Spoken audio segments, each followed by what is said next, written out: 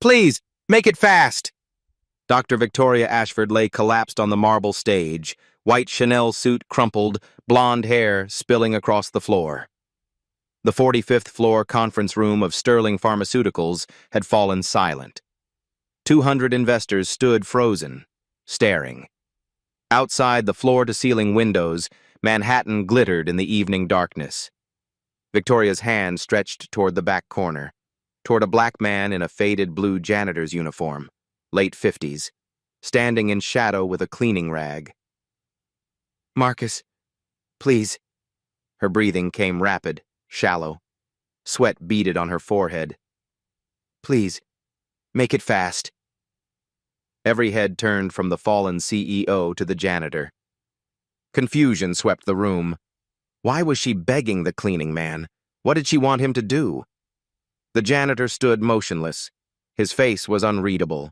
Then his hands began to move. The entire room went silent. 6 hours earlier, 6 o'clock in the morning, the Sterling Pharmaceuticals building rose 50 stories above Manhattan, blue-tinted glass reflecting the dawn sky. The lobby gleamed with Italian marble and crystal chandeliers. A bronze plaque read, "Healing Through Science." Marcus Hayes pushed his cleaning cart toward the service elevator. 58 years old, 6 feet tall with shoulders curved from years of bending over mop buckets. Gray hair cut short. The blue janitor's uniform hung loose on his thinning frame. His hands, large and calloused, gripped the cart handle. Morning staff rushed past him. A woman in Prada heels nearly bumped his cart, didn't apologize, didn't look. He was invisible. A white man stepped into the elevator, saw the cleaning cart, and stepped back out. "I'll catch the next one." Alone, Marcus caught his reflection in the polished doors. Tired eyes, deep lines. He reached into his pocket, pulled out a gold ring wrapped in tissue, held it to the light. American College of Cardiology, Dr. Marcus Hayes, 2,000 lives saved, 2019. He wrapped it quickly. The doors opened on the 45th floor. The corridor stretched before him, glass walls showcasing executive offices. Photographs lined the walls, company milestones, award ceremonies, all smiling white faces. Through the glass conference room, workers hung a banner. Cardio Revive, the future of heart medicine, $2 billion investment. Marcus mopped the marble, the same motion every night for 4 years. His radio crackled. "Hayes, executive washroom. Someone made a mess." The washroom gleamed with black granite and gold fixtures. Paper towels overflowed from a toilet. Marcus pulled on rubber gloves, knelt down. 2 men in suits walked in, talking. "Victoria's announcing the biggest pharmaceutical deal tonight. She's brilliant. Remember how she exposed that fraud doctor 4 years ago?" Marcus's hand paused. "The black guy who tried to steal her research? Marcus Hayes. Caught him taking bribes. These affirmative action hires, give them an inch, they take a mile." They laughed. Left. Marcus remained kneeling, jaw tight, fists clenched in the rubber gloves. 4 years ago, he stood at these sinks in a white coat. People had called him Dr. Hayes. He finished cleaning. In the mirror, for a moment, he saw himself as he used to be. Then the image faded. Just a janitor. At 2 o'clock, the supervising manager, white, 30s, overweight, stood with arms crossed. "Hayes, this floor better shine. Billionaires walking here tonight. I want it perfect. And stay out of sight once guests arrive. Last thing we need is..." He gestured at Marcus. "You know, stay invisible." Marcus spent 3 hours polishing marble on his knees. His back ached, but the floor gleamed. At 5:30, guests arrived. Men in Armani, women in Dior. Expensive cologne filled the air. Champagne flowed. Laughter echoed. Marcus stood in the back corner near the service door, cart hidden behind a plant. No one looked at him. Then she walked in. Dr. Victoria Ashford, 52, blonde bob, white Chanel suit, red Louboutin heels clicking on the marble Marcus had polished. She moved through the crowd like a shark, confident, magnetic, predatory. People parted for her. She smiled, shook hands, and commanded the room. Marcus watched from the shadows. Victoria passed within 10 feet. Her eyes swept over him without recognition, without seeing him at all. 4 years ago, she'd looked at him very differently. Victoria moved to the stage. The lights dimmed. Marcus Hayes stood invisible in his corner, watching the woman who had stolen his life prepare to celebrate her greatest triumph. In less than 2 hours, she would be on that stage, dying, begging the invisible janitor to save her. 6 o'clock. The presentation began. Victoria stood at the podium, bathed in the spotlight. Behind her, a massive screen displayed the Cardio Revive logo. 200 investors sat in rows of leather chairs, phones silenced, attention focused. Ladies and gentlemen, 4 years ago, I faced a choice. Victoria's voice rang clear, confident. I could compromise my principles, or I could fight for what was right. I chose to fight. Applause rippled through the audience. Marcus stood motionless in his corner, 20 feet from the stage, his cleaning cart beside him, in the shadows. We live in a world where integrity matters less than it should, where people cut corners, take shortcuts, sell out for quick money. Victoria paced the stage, her heels clicking. But not here, not at Sterling Pharmaceuticals. More applause. Marcus's hand tightened on his cart handle. 4 years ago, I exposed a man who tried to destroy this company from within. Victoria's voice hardened. A so-called doctor who accepted bribes from our competitors, who falsified research, who put profits over patients. The audience murmured, engaged. That man thought his credentials would protect him, thought his reputation made him untouchable. Victoria paused for effect. I proved him wrong. Because real science, real integrity, they don't compromise. Ever. Standing ovation. 200 people on their feet, clapping. Marcus stood in the corner. His face was expressionless, but his jaw muscles worked beneath the skin. Victoria launched into her Cardio Revive presentation. Slides showed clinical trial data, projected revenues, market analysis. The investors leaned forward, captivated. At 6:45, Victoria called for a brief intermission. Waiters appeared with champagne and hors d'oeuvres. The crowd dispersed into small groups, networking. Marcus received a radio call. Hayes, spill in the hallway outside the conference room. Get it cleaned up. He pushed his cart out. Someone had knocked over a champagne glass. Liquid pooled on the marble. Marcus knelt with his mop, soaking it up. Victoria emerged from the conference room surrounded by 5 executives, all white, all men, talking animatedly. Marcus was kneeling directly in their path. Victoria walked forward. Her red-soled heel landed inches from Marcus's hand. She didn't slow down, didn't acknowledge him. He had to jerk his hand back to avoid being stepped on. The executives followed in her wake, chatting. Not one glanced down. Dr. Ashford, the projections are incredible. $2 billion in funding will make Cardio Revive the biggest cardiac drug launch in history. Victoria's voice drifted back. When you refuse to tolerate mediocrity, excellence follows. That's the Sterling way. They disappeared down the hallway. Marcus remained kneeling on the floor. The champagne had soaked into his uniform pants, cold and sticky. He continued mopping as if nothing had happened.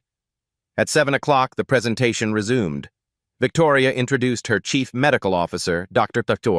Philip Crane, white, mid-60s, silver hair, expensive suit. Dr. Crane discussed the science behind Cardio Revive, technical details, molecular mechanisms, cardiac efficacy rates. Marcus listened from his corner. His eyes narrowed slightly as Crane showed a slide labeled Clinical Trial Results, Phase 3. Something was wrong with the data. The dosage listed, 40 milligrams twice daily, combined with the patient population parameters shown, would create a dangerous drug interaction in patients with certain pre-existing conditions, specifically hypertrophic cardiomyopathy. Marcus looked at Victoria, at the slight sheen of perspiration on her forehead, the way she touched her chest briefly when she thought no one was watching. The subtle jugular vein distension is visible even from 20 feet away. She has HCM, he thought, and she's taking her own drug. She's slowly poisoning herself. But he said nothing. He was invisible. Who would listen to a janitor? At 7:30, the formal presentation ended. Q&A began. An elderly investor stood. Dr. Ashford, I've heard rumors about the doctor you mentioned earlier, the one who committed fraud. What happened to him? Victoria's expression hardened. Justice happened. His medical license was revoked. He was prosecuted. As far as I know, he's no longer in medicine, probably in prison where he belongs. Murmurs of approval from the audience. The investor pressed on. Was he really guilty? I mean, you hear stories about wrongful accusations. Victoria's voice turned ice cold. Sir, I don't deal in rumors or speculation. I deal in facts. The facts were clear. He was guilty. End of story. Sharp applause. The matter was closed. Marcus felt something twist in his chest. 4 years of holding it in. 4 years of silence. But he remained still, silent, invisible. At 8 o'clock, another intermission.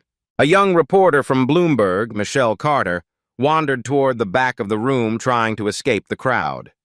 She ended up near Marcus's corner. She pulled out her phone, checking emails, accidentally bumped into Marcus's cart. Oh, sorry, I didn't see you there. The first person all evening to apologize to him. Marcus nodded. It's fine. Michelle looked at him properly then. Really looked. You okay? You look, I don't know, tired? Long shift, Marcus said. A waiter walked past, carrying a tray of champagne. Stumbled slightly. A glass tipped, fell. Marcus's hand shot out, caught it before it hit the floor. The motion was impossibly fast, precise. A surgeon's reflexes. Michelle's eyes widened. Whoa. Nice catch. Marcus handed the glass back to the waiter. Careful. Michelle watched him thoughtfully. You've got good hands? Just practice, Marcus said quietly. Before she could respond, the lights dimmed. The final portion of the presentation was beginning. Victoria returned to the stage. This was the climax, the funding announcement. The moment Sterling Pharmaceuticals would secure $2 billion and cement its place as an industry leader. Tonight, Victoria began, we stand on the edge of history.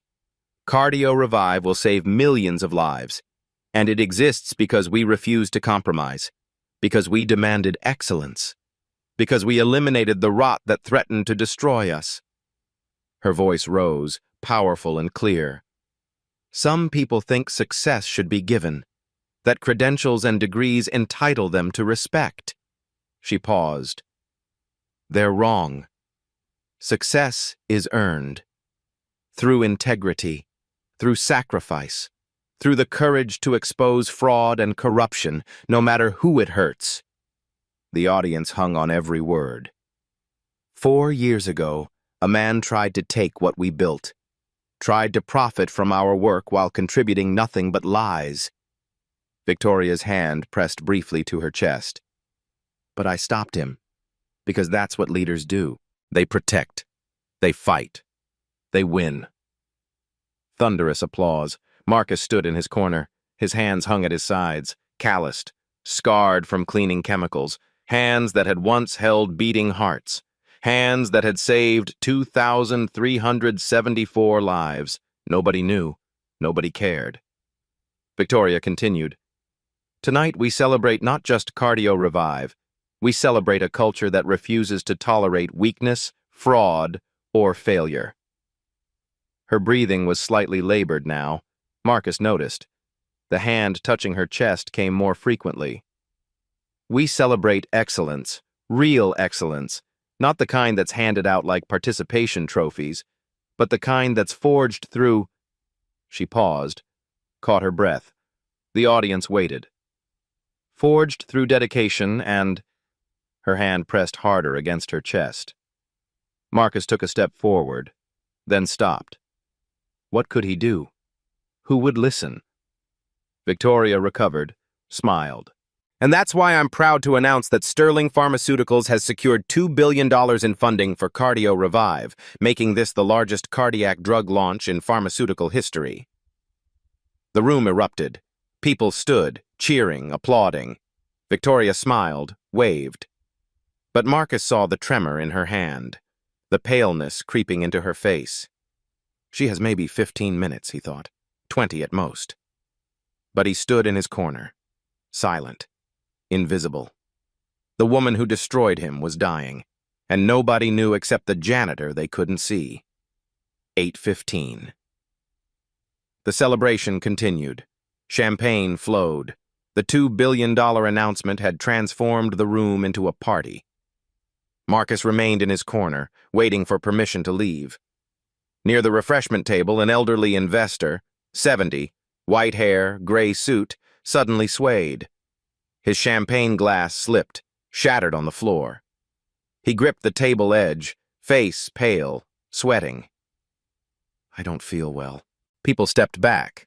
Someone called out, "Is there a doctor?" Dr. Crane, the chief medical officer, pushed through the crowd. "Sir, what's wrong?" "Dizzy. Everything's spinning." The man's knees buckled. Crane caught him, lowered him into a chair. The investor's breathing came fast and shallow, skin grayish. Crane's face showed panic. "Someone call 911. Heart attack." Marcus watched from 20 feet away. His eyes tracked the symptoms. Pale skin, but not the right kind. Breathing rapid, but regular. No chest pain evident. Not cardiac. Crane prepared to start CPR. Marcus stepped forward. "Wait." Every head turned. Crane looked up, annoyed. "Step back. Medical emergency." "He's not having a heart attack," Marcus said quietly. "Who the hell are you?" "The janitor," someone muttered. Crane's face flushed. "Get back to your corner. I'm a physician." Marcus didn't move. "Look at his skin. Pale but not cyanotic. Breathing rapid but rhythmic. No chest pain. His pulse is weak but steady. 52 beats per minute." Crane stared. "How do you know his pulse?" "I can see the jugular vein, the pulsation rate." Murmurs swept the crowd. Victoria stepped forward, eyes narrowed. "Who are you?" Marcus focused on Crane. "He's hypoglycemic, low blood sugar, skipped dinner, drank champagne on empty stomach. If you do CPR, you'll break his ribs for nothing. Get him orange juice." Crane hesitated. A younger investor pushed forward with a glucose meter. "Here." Crane pricked the investor's finger, checked the reading. His face went pale.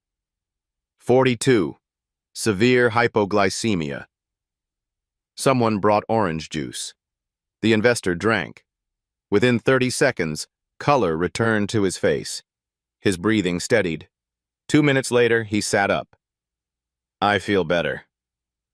The room exhaled collectively. Crane stood slowly, staring at Marcus. "How did you know?" Marcus turned to walk away. "Wait," Crane called. "What's your name?" "Marcus." "Marcus what? Where did you learn?" Victoria's voice cut through, sharp. "Dr. Crane, I'm sure our janitorial staff receives basic first aid training." "Marcus, thank you. You may return to your duties." Her tone made it clear. Conversation over. Marcus walked back to his corner, but people were staring now, whispering. Michelle Carter, the Bloomberg reporter, had recorded everything on her phone. Near the stage, Dr. Alan Carter, 68, cardiology professor from Columbia, stood with his wife. That man just performed a differential diagnosis from 20 feet away, he whispered. That's not first aid training, that's years of clinical experience. His wife frowned. Maybe he was a paramedic? No. Dr. Carter studied Marcus's profile. Something about him is familiar. The way he assessed the patient. The confidence. On stage, Victoria touched her chest again. Her hand trembled. She turned to an assistant, whispered. The assistant handed her a pill bottle from her purse. Victoria took one discreetly, washing it down with water. Marcus saw, recognized the label from this distance. Cardio Revive. She's taking her own experimental drug. With undiagnosed HCM, that pill was a ticking time bomb. He checked his watch. Based on her symptoms, the drug interaction, the stress, she had maybe 10 minutes before acute decompensation, maybe less. Victoria moved back to the center of the room, smiling, accepting congratulations. Marcus stood in his corner, watching the countdown. Should he have warned her? Would anyone listen? Could he save the woman who destroyed him? 8:27. Victoria stood near the center of the room, surrounded by admirers. She laughed at someone's joke, then pressed her hand to her chest. The gesture was subtle. No one noticed, except Marcus. He watched her breathing pattern change. Faster, shallower. The jugular vein distension was more pronounced now, visible even across the room. Her face had lost color beneath the makeup. She was crashing. Marcus took a step forward, then stopped. What could he do? He was a janitor. They'd just dismissed him for trying to help. If he spoke up again, they'd throw him out. Victoria swayed slightly, caught herself on someone's arm, played it off as a joke. Marcus's hands tightened into fists. 8:29. Victoria excused herself from the group, walked toward the stage, each step measured, careful. She was fighting to stay upright. She reached the podium, gripped it with both hands. Ladies and gentlemen, she began, her voice slightly breathless.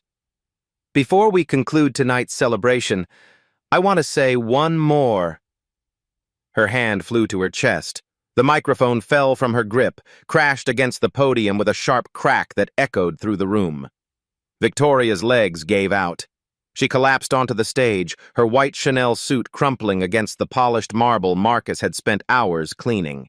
For one frozen second, no one moved. Then chaos. Screams. People surging forward, chairs scraping, 200 voices shouting at once. Dr. Ashford! Someone call 911! Oh my God! Oh my God! Dr. Crane rushed to the stage, stumbling in his haste. He dropped to his knees beside Victoria. Victoria! Can you hear me? Her eyes were open but unfocused. Her breathing came in short, desperate gasps. Blood trickled from her lip where she'd bitten down. Crane pressed his fingers to her neck, checking her pulse. His hand shook. Someone call an ambulance! Now! A young woman from Victoria's executive team, blonde, mid-20s, pulled out her phone, hands trembling so badly she nearly dropped it. 911, what's your emergency? We need an ambulance at Sterling Pharmaceuticals, 45th floor. The CEO is having a heart attack. The operator's voice came through faintly. Ambulance is dispatched. 18 minutes to your location. 18 minutes. Crane looked up, face pale. She doesn't have 18 minutes. He positioned his hands over Victoria's chest, preparing for CPR. Marcus's voice cut through the chaos. Stop. Heads turned. Crane didn't look up. Not now, janitor. This is serious. Marcus stepped forward, out of his corner. If you compress her chest right now, you'll kill her. Security! Someone shouted. Get this man out of here! 2 security guards appeared, moving toward Marcus. Crane positioned his hands on Victoria's sternum. She's in cardiac arrest. I have to... She's not in arrest, Marcus said, his voice carrying across the room with unexpected authority. Her heart is beating. 140 per minute, irregular rhythm. Look at her jugular vein. See the distension? She's in acute decompensated heart failure, not arrest. If you do chest compressions, you'll rupture her already failing ventricle. The security guards hesitated. Crane finally looked up, face flushed with anger and confusion. How the hell would you know? Because I can see it, Marcus said. Jugular vein distension 8 centimeters above the sternal angle. Peripheral cyanosis in her fingertips. Kussmaul's sign, her neck veins are engorging with each breath. Classic signs of right heart failure with acute left ventricular decompensation. The room had gone quiet. Everyone was staring at the janitor using words that sounded like a foreign language. A voice from the crowd. Dr. Alan Carter, the Columbia professor. He's right. I can see the JVP from here. Crane's hands hovered over Victoria, uncertain. An investor in the front row, white, 60s, red face, shouted at Marcus. Who the hell do you think you are? Let the real doctor work! Marcus ignored him, focused on Crane. She has hypertrophic cardiomyopathy, undiagnosed, and she's been taking Cardio Revive. I saw her take a pill 10 minutes ago. That drug is contraindicated for HCM. It's causing ventricular arrhythmia and acute heart failure.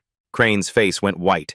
That's impossible. We screened all trial participants for HCM. You screened trial participants, Marcus said. You didn't screen Victoria. Crane looked down at Victoria, then back at Marcus. If you're right, what do we do? Step away from her. I can't just... Victoria's hand moved weakly. Her fingers clutched at the air. Her eyes, glazed with pain, searched the crowd until they found Marcus standing in the harsh overhead lights. Recognition flickered across her face.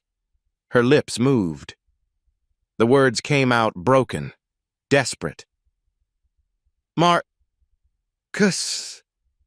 The room collectively inhaled. She knows his name. Victoria's hand reached toward him, trembling. Please. Tears streaked through her makeup. Please, make it fast.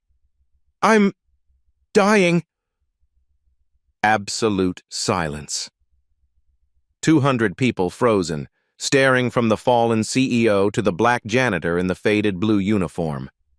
An executive near the stage, white man, 50s, turned to his colleague. Why does she know the janitor's name? Someone else whispered, What's happening? Marcus stood motionless.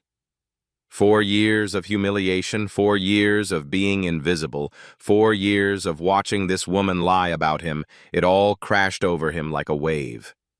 She was dying. The woman who destroyed his life was dying. He could walk away, let her go. It would be justice. The security guards moved closer. Sir, you need to leave.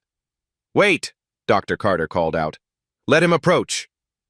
Marcus looked at Victoria, at the terror in her eyes, at the hand reaching for him.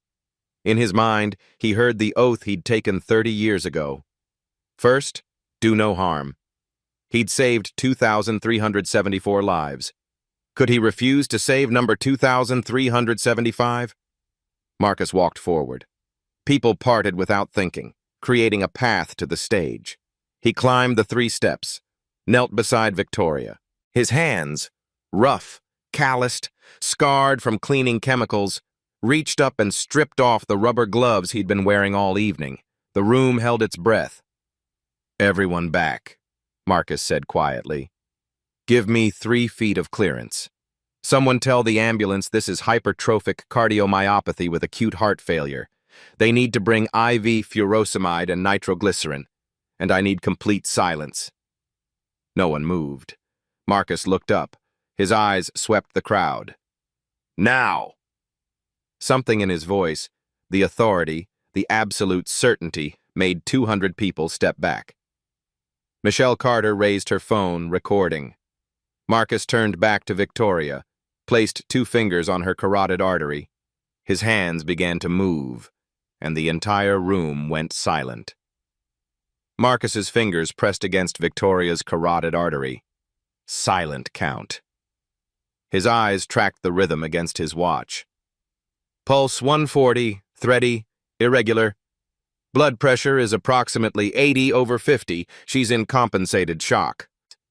His hands moved to her chest, palpating gently through the Chanel suit, feeling for the apex beat of her heart.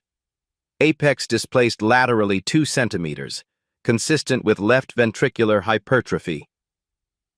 Dr. Crane knelt on the opposite side, watching Marcus's hands with growing amazement. "How are you?" "Quiet," Marcus said softly. His fingers moved to Victoria's neck, assessing the jugular vein. JVP elevated 8 centimeters above the sternal angle. Right heart failure confirmed. Every movement is precise. Practiced. The movements of someone who had done this thousands of times. Dr. Alan Carter pushed through the crowd to the front. He stood 5 feet from the stage, watching intently. Something clicked in his memory. Those hands. That examination technique. The calm, methodical approach. "Oh my God," Dr. Carter whispered. Marcus ignored him, focused on Victoria. He tore off his janitor's uniform shirt, wadded it into a pillow, placed it gently under her head, elevated her legs using someone's briefcase. "She needs to be in the Trendelenburg position, increases venous return to the heart." He spoke to Victoria directly now, voice calm and steady. "Victoria, listen to me. You're in acute heart failure, but your heart is still beating. I need you to breathe slowly. In through your nose, 4 seconds. Hold. Out through your mouth, 6 seconds. Follow my count." Victoria's terrified eyes locked onto his face. Marcus counted. In, 2, 3, 4. Hold. Out. 2, 3, 4, 5, 6. Victoria tried to follow. Her breathing gradually slowed and became more controlled. Color began returning to her face, just slightly. Dr. Carter's voice rang out, trembling. "Ladies and gentlemen, I need to tell you something." The crowd turned. Dr. Carter pointed at Marcus. "This man is not a janitor." Confused murmurs. "His name is Dr. Marcus Hayes. He's one of the greatest cardiothoracic surgeons this country has ever produced." The room erupted in whispers. Dr. Carter continued, his voice growing stronger. "Dr. Hayes pioneered the Hayes bypass technique. It's now used in hospitals worldwide. He saved over 2,000 lives. He taught at Johns Hopkins, Columbia, Mount Sinai. He trained half the cardiologists in New York." People pulled out phones, searching the name. A young investor found an old article. "Holy shit! It's true, Dr. Marcus Hayes, chief of cardiothoracic surgery at Mount Sinai. But it says his license was revoked in 2020 for fraud and accepting bribes." All eyes turned to Marcus. He didn't look up, kept monitoring Victoria's breathing. An executive near the stage, the same one who'd commented about affirmative action hires earlier, went pale. "Wait, Hayes. That's the name Victoria mentioned. The doctor she exposed." The pieces were falling into place. Victoria, lying on the floor, heard everything. Tears streamed down her face. She tried to speak. I need to say to..." Marcus shook his head. "Don't talk. Save your energy." "No." Her voice came out strangled. "They need to know. Victoria, please." She grabbed his hand weakly. "Let me say this before I die." The room leaned in, silent. Victoria's voice shook. 4 years ago, Marcus refused to work for me. Said my contracts were exploitative." She gasped for air. Marcus counted her breaths, but didn't stop her. "I was angry. Wanted his name, his reputation, to legitimize Sterling." More tears. "So I forged emails, made it look like he took bribes from competitors." Gasps from the crowd. I paid 2 employees to testify against him. Lies. All lies. Victoria's hand clutched Marcus's arm. I destroyed his medical license, his career, his family. Everything, she sobbed. I took everything from a good man because of my ego, my greed. The room was absolutely silent. And now, Victoria's voice broke. The only person who can save my life is the man I destroyed. She looked up at Marcus, tears flowing freely. You have every right to let me die. I deserve it. Marcus looked down at her. 4 years of pain, humiliation, loss, all of it visible in his eyes for just a moment. Then his face softened. I'm not a janitor, Victoria, he said quietly. And I'm not a vengeful man. I'm a doctor. And doctors don't choose who lives or dies based on personal grudges. He adjusted the makeshift pillow under her head. I took an oath 30 years ago, to do no harm, to heal the sick. That oath doesn't expire because someone wronged me. His voice carried across the silent room. You tried to destroy Marcus Hayes, the doctor. But you couldn't, because being a doctor isn't a title. It's who I am at my core. You can take my license, my job, my reputation, but you can't take my ability to save lives. From Marcus's shirt pocket, something fell, a small tissue-wrapped object hitting the floor. Michelle Carter picked it up. Unwrap it. A gold ring. She read the inscription aloud. American College of Cardiology, Dr. Marcus Hayes, 2,000 lives saved, 2019. The room exploded in shocked whispers.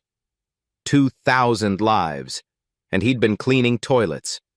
Sirens wailed in the distance, growing closer. Victoria looked at Marcus, her savior and her victim.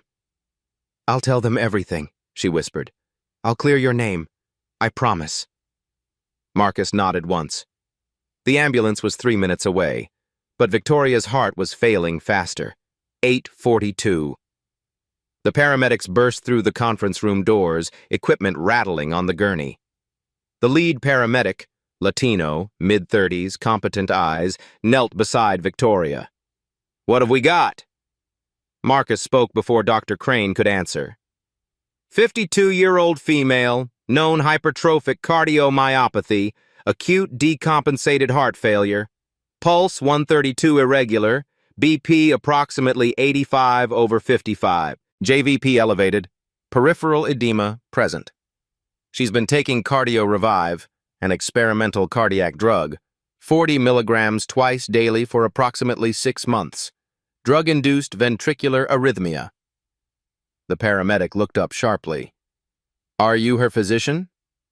Pause. I was. What's your name? Dr. Marcus Hayes.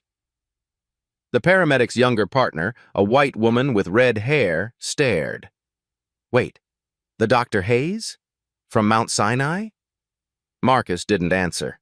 The lead paramedic was already moving, placing oxygen on Victoria, starting an IV line. We need to transport you immediately. Mount Sinai's closest, 12 minutes. Marcus stood. I'm coming with you. The paramedic hesitated, looking at Marcus's janitor uniform. Are you currently licensed? The question hung in the air. Dr. Crane stepped forward. His license was revoked, but he just saved her life. She needs him. The lead paramedic made a decision. Get in. They loaded Victoria onto the gurney. Marcus climbed into the ambulance. Michelle Carter tried to follow, but the door closed. The ambulance screamed through Manhattan streets, sirens wailing. Inside, Marcus monitored Victoria's vital signs manually. His fingers never left her pulse. Pulse dropping. 110. She's compensating. The young paramedic radioed ahead. Mount Sinai, we're incoming with acute HCM crisis, patient critical, ETA 9 minutes. Victoria's eyes found Marcus's face. Don't leave me. I won't. They won't let you treat me. I know. Then how? I'll find a way. 8:54. The ambulance pulled into Mount Sinai's emergency bay. The doors flew open. A trauma team waited, nurses, residents, an attending physician. Dr. Sarah Patel, the attending cardiologist, took one look at the paramedic's report, then looked at Marcus climbing out of the ambulance in his janitor's uniform. Who are you? Marcus Hayes. I stabilized her at the scene. Dr. Patel's face changed. Recognition. Then hardness. You're not licensed. Step away from the patient. Dr. Patel, she has... I said step away. Security. Victoria, being wheeled past, reached out weakly. Please, let him help. Dr. Patel ignored her, shouting orders to her team. Get her to cardiac ICU stat. I want a full echo, cardiac enzymes, continuous monitoring.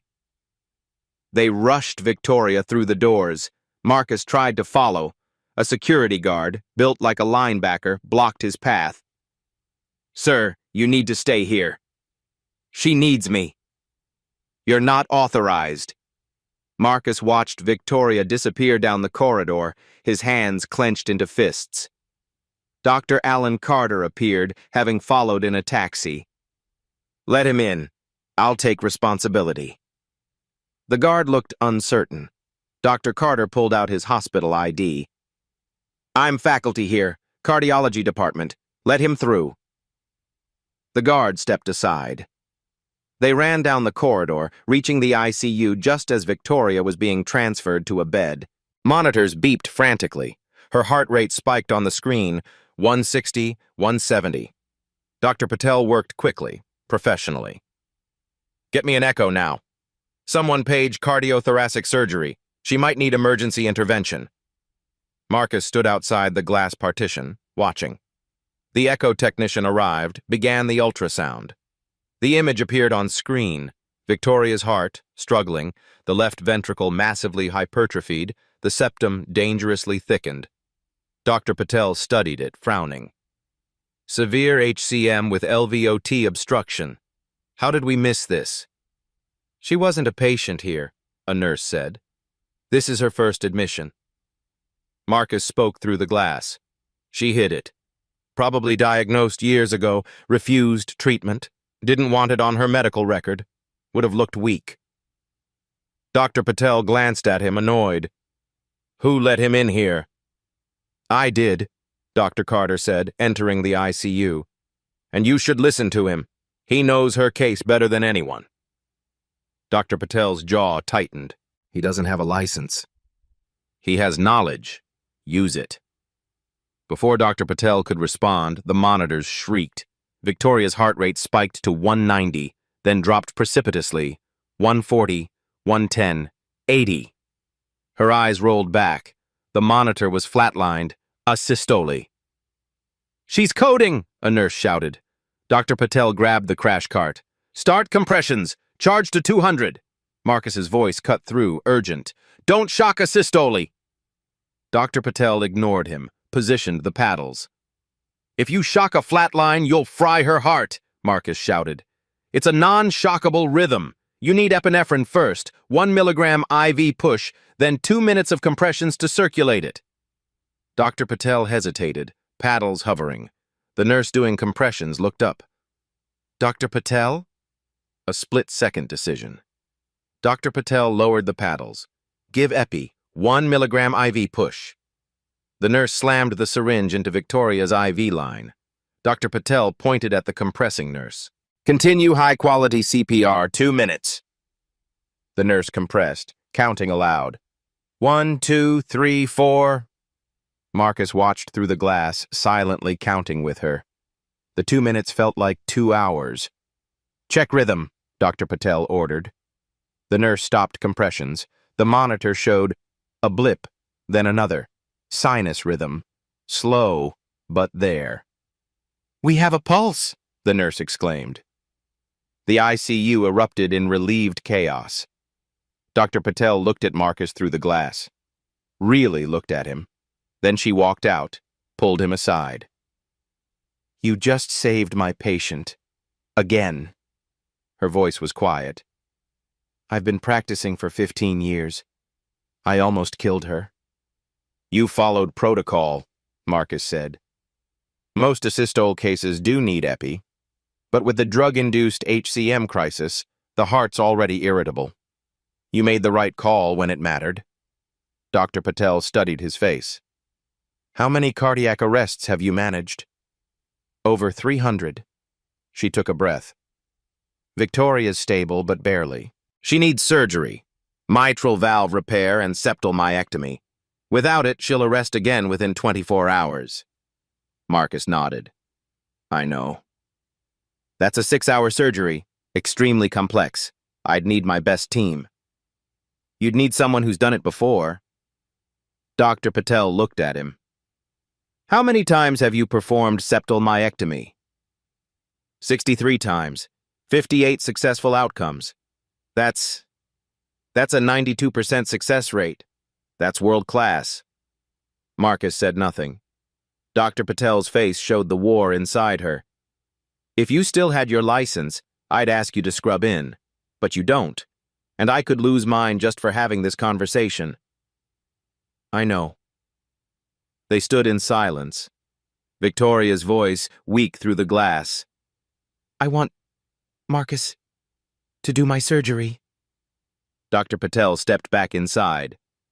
"Ms. Ashford, Dr. Hayes isn't licensed. It would be illegal." Victoria's eyes blazed with desperate intensity. "I don't care. I trust him. More than anyone. The hospital could lose accreditation. I could lose my license. Then I'll sign a waiver. I'll take full responsibility. If I'm going to die, I want it to be because my body failed, not because bureaucracy stopped the best surgeon from helping." Dr. Patel shook her head. "A waiver doesn't protect us legally." The ICU door opened. Hospital Administrator Richard Cow entered, 50s, expensive suit, bureaucrat's eyes. "Dr. Patel, I heard we have an unlicensed individual providing medical care. Is this true?"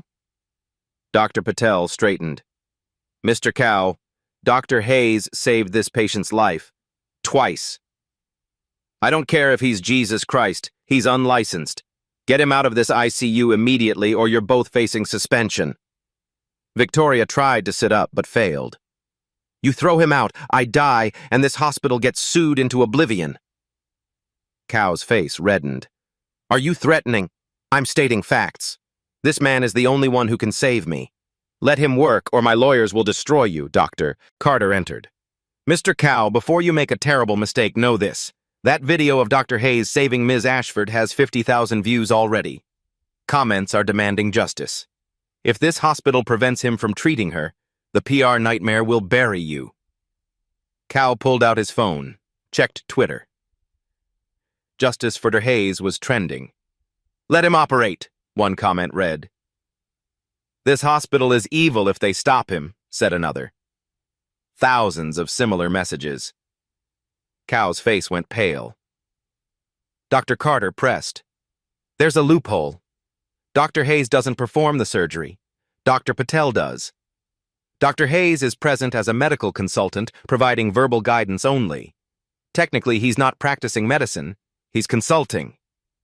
Cow's eyes narrowed. "That's a legal gray area. Gray is better than black, and that woman doesn't have time for ethics committees." Silence. Then Cow, defeated. "Fine, but if this goes wrong, I will never approve it." He left.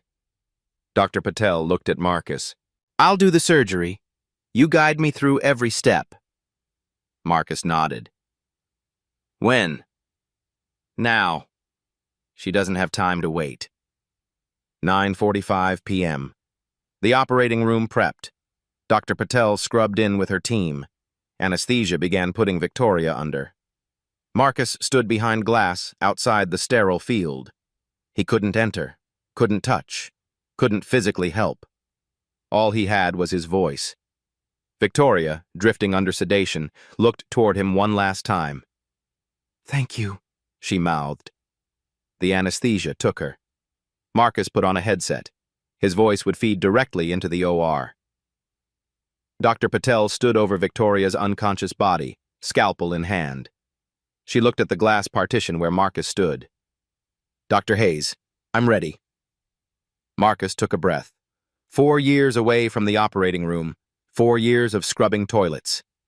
Now he had to perform the most difficult surgery of his career, without touching the patient. "Make your incision at the 4th intercostal space, mid-clavicular line," Marcus said calmly. "Steady hand. This is where we begin." 9:53 p.m. Dr. Patel made the first incision. Marcus's voice came through her headset, calm and steady. "Good. Now open the pericardium. You'll see the hypertrophied septum, approximately 2.8 centimeters thick.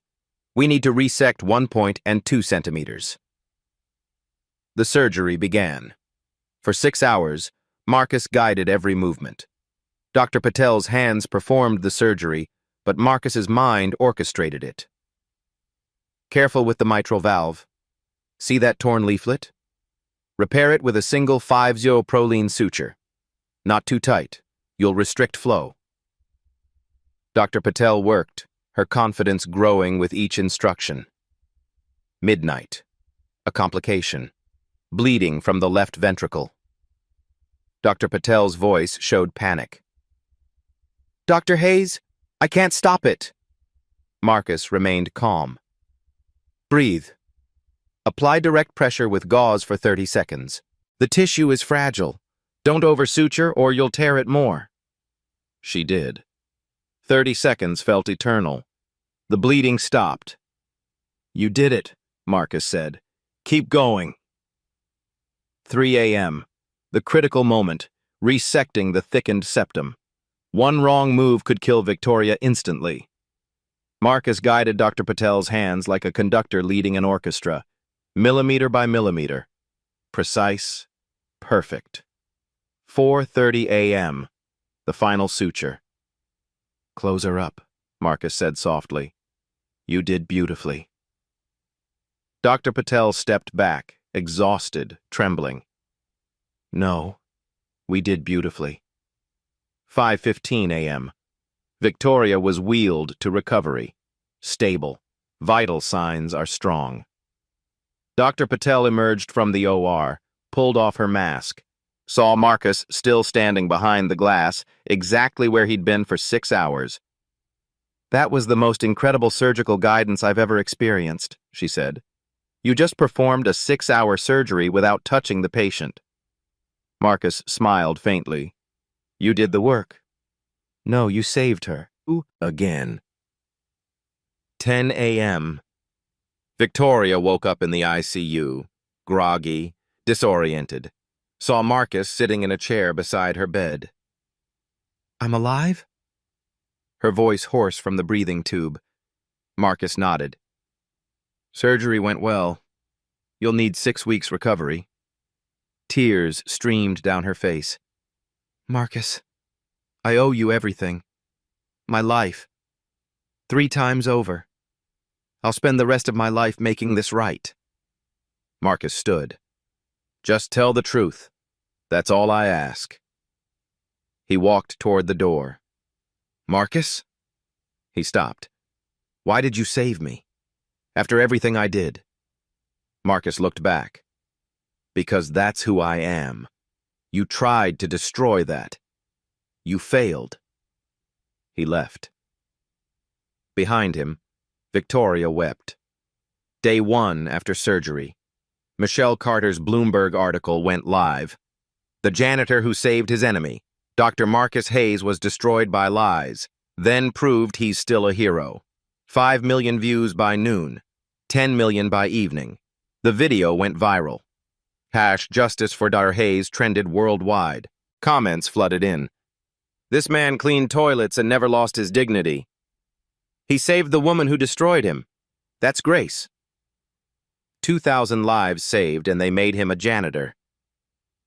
Every news network picked up the story. The footage played everywhere. Marcus kneeling beside Victoria, his hands moving with surgical precision, the room silent. Day 3. Victoria, propped up in her hospital bed, recorded a confession. My name is Victoria Ashford. 4 years ago, I committed fraud. I forged evidence to destroy Dr. Marcus Hayes because he refused my exploitative contract. Her voice shook. I took everything from a brilliant physician. I destroyed a good man because of greed. Tears streamed down her face. Last week, Dr. Hayes saved my life, 3 times, despite everything I did to him. She looked into the camera. I'm resigning as CEO of Sterling Pharmaceuticals. I'm cooperating with authorities. I will spend the rest of my life atoning. 15 million views in 24 hours. Sterling stock plummeted 40%. 5 executives resigned. The FDA investigated Cardio Revive, found it dangerous for patients with pre-existing conditions. Day 5. The New York State Medical Board announced, we are reviewing Dr. Marcus Hayes' license revocation. New evidence suggests it was based on fraudulent testimony. Day 7. Marcus reported to his janitor shift. His contract hadn't ended. But everything was different. Employees stopped him, shook his hand, apologized. The man who'd made the affirmative action comment approached, face red with shame. Dr. Hayes, what I said, I'm so sorry. Marcus looked at him, then nodded. Apology accepted. Day 10. His phone rang. Unknown number. Dad? Marcus's breath caught. Daniel. I saw everything. Dad, I'm so sorry. I abandoned you. Can we talk? Please? His son's voice broke. Marcus closed his eyes, tears falling. Yes, son. I'd love that. Day 14. The medical board held a press conference. After thorough investigation, Dr. Marcus Hayes was wrongfully accused. His medical license is fully restored, effective immediately. They handed Marcus a new license. His hands shook. Dr. Patel stood beside him. Mount Sinai Hospital offers Dr. Hayes the position of attending cardiothoracic surgeon. Marcus looked up, surprised. We need you, Dr. Patel said. The patients need you. Marcus's voice was rough. I accept. Day 21. Victoria pleaded guilty. Sentenced to 200 hours community service at a free clinic, $2 million restitution to Marcus, 10-year ban from pharmaceuticals. Outside the courthouse, she told reporters, I deserve worse. Dr. Hayes gave me a second chance at life. Day 30. Marcus's last day as a janitor.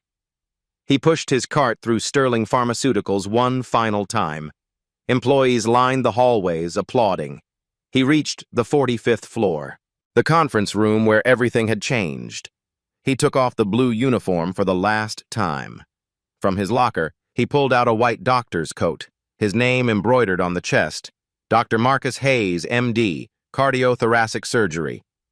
He put it on, walked to the elevator.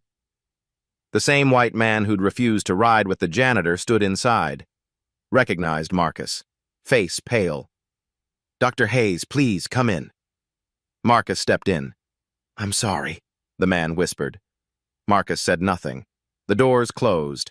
He was no longer invisible. 6 months later. Mount Sinai Hospital, Operating Room 3. Marcus stood over an open chest cavity performing a complex bypass. 8 hours in. His hands moved with precision. The surgery succeeded. The patient, a retired firefighter given 2 weeks to live, would recover. Marcus stepped out. The man's family waited. He's stable, Marcus said. The surgery went well. The wife collapsed in tears, hugging him. You saved him. Marcus smiled gently. This is what I do. Down the hall, Victoria volunteered at the free clinic. She helped a homeless veteran fill out Medicaid forms. Her hands, once manicured for boardrooms, now doing humble work. Marcus walked past, saw her through the window. Their eyes met. Victoria stepped into the hallway. The surgery today went well. Congratulations. Marcus nodded. I know I can never undo what I did, she said. But I'm trying. Every day. I know. Marcus walked on. People ask me, how did you forgive her? How did you save someone who destroyed you? Because I'm a doctor. Being a doctor isn't about titles or recognition. It's about who you are when no one's watching. When you have every reason to walk away, but you stay. Victoria took my career, my family, my dignity. But she couldn't take my humanity. The world tried to make me invisible, put me in a janitor's uniform and told me I was worthless. But they forgot.